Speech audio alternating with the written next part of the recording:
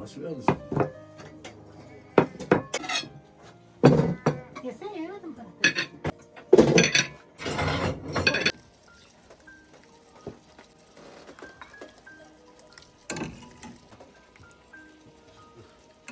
Ben istemiyorum. Var benim. Karımla var. Var benim.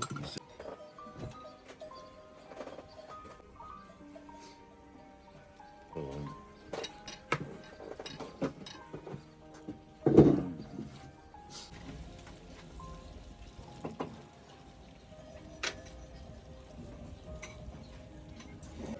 Sevgili izleyenler, Oldu mu şimdi? Böyle bir Teşekkür ederim. Ben de size değerli arkadaşlarıma kolaylıklar diliyorum. böyle işler. Tamam.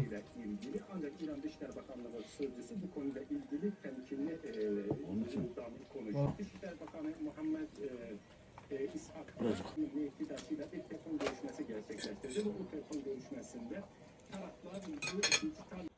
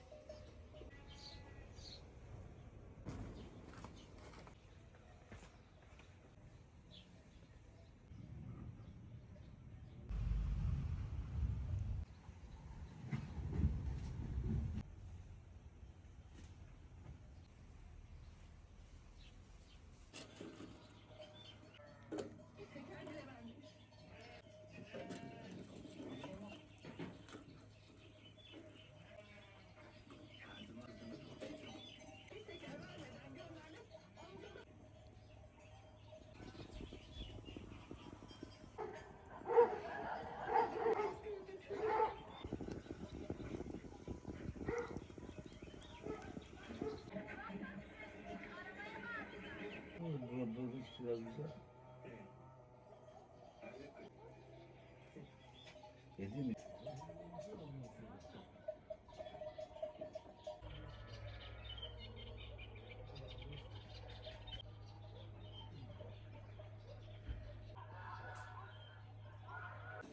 Kol diyor ki yok oluyor gibi. Oradaki insanlar zaten bak işte. O tarihlerde ya. Çok eski bir tarih. Bu da şey anlatıyor bu. Adam var. Biliyor bayağı tarihi bu anlatıyor.